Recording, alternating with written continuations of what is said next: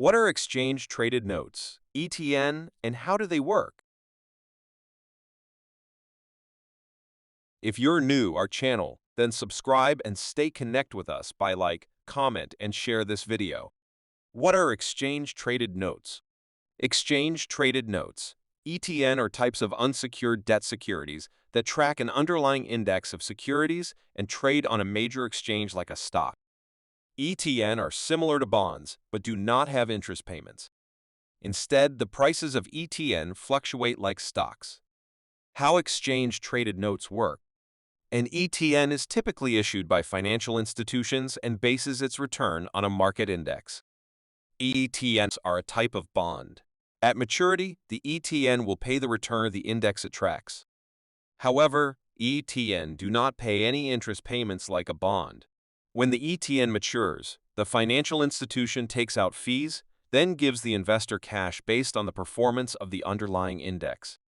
Since ETN trade on major exchanges like stocks, investors can buy and sell ETN and make money from the difference between the purchase and sale prices, minus any fees. ETN are different than exchange-traded funds. ETFs own the securities in the index they track. For example, an ETF that tracks the S&P 500 will own all 500 stocks in the S&P. ETN do not provide investors ownership of the securities, but are merely paid the return that the index produces. As a result, ETNs are similar to debt securities. The investors must trust that the issuer will make good on the return based on the underlying index. ETN were first issued by Barclays Bank plc in 2006. Banks and other financial institutions typically issue ETNs at $50 per share. Part of the market price depends on how the underlying index is performing. Risk from an ETN issuer.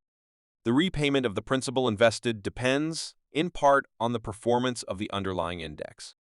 If the index either goes down or does not go up enough to cover the fees involved in the transaction, the investor will receive a lower amount at maturity than what was originally invested. Risk in tracking an index. The price of the ETN should track the index closely, but there can be times when it does not correlate well, called tracking errors. Tracking errors happen if there are credit issues with the issuer and the price of the ETN deviates from the underlying index. Risks from liquidity. If a financial institution decides not to issue new ETNs for a period, prices of existing ETN could jump significantly due to the lack of supply. As a result, existing ETN could trade at a premium to the value of the index it tracks.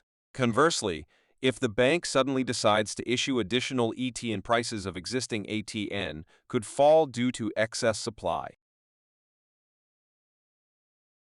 For more in-depth analysis and exclusive content, visit our website at financialmarkets.online.